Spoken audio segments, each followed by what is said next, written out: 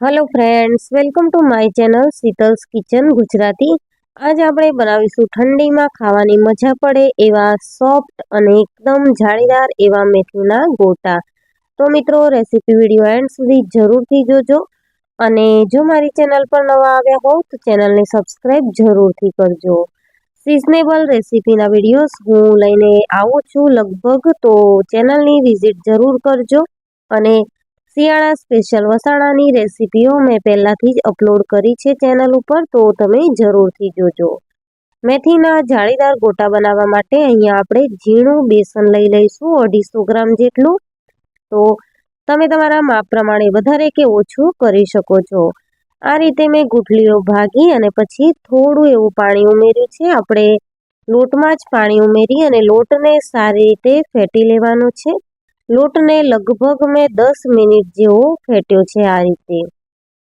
આ રીતે લોટને ફેટવાથી લોટ એકદમ ફ્લફી બની જશે અને લોટમાં હવાના કણ ભરાવાથી આપણા ગોટા છે તે એકદમ સરસ જાળીદાર બનીને રેડી થશે।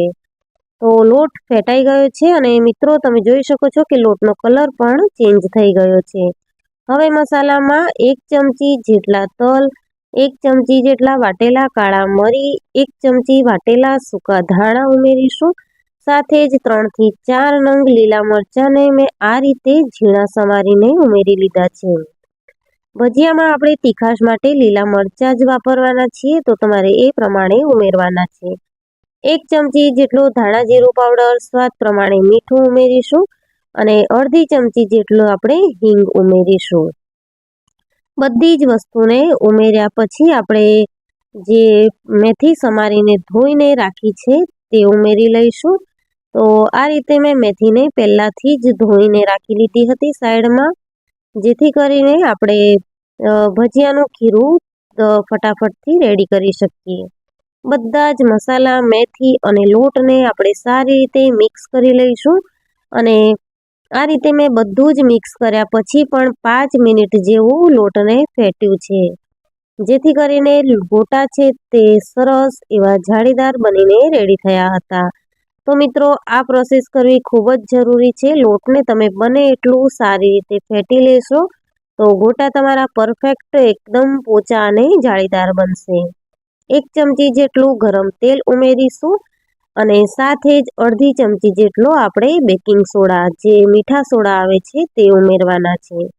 મીઠા સોડાની જગ્યા પર તમે ઈનો પણ ઉમેરી શકો છો। સોડા નાખ્યા પછી આપણે બેટરને રહેવા દેવાનું નથી, ફટાફટથી જ ગોટા મૂકી લેવાના છે। તો અહીંયા તેલ સારું એવું ગરમ હોવું જરૂરી છે, જેથી કરીને ગોટા તેલમાં પડતા જ સારી રીતે ફૂલી જાય। જો તમારું તેલ ઠંડુ હશે તો ગોટા ચપટા બનશે અને સારો એવો શેપ નહીં આવે, તો ગોટાના અંદર જે જાળી પડવાની હોય તે નહીં પડે।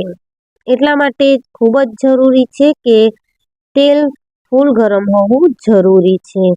તો આ રીતે આપણે ગોટા મૂક્યા બાદ ગોટા એકવાર ઉપર આવી જાય પછી આપણે ગેસની ફ્લેમને મીડિયમ કરી દઈશું અને મીડિયમ ગેસની ફ્લેમ ઉપર 7 થી 8 મિનિટ જેવું આપણે ભજીયાને થવા દઈશું।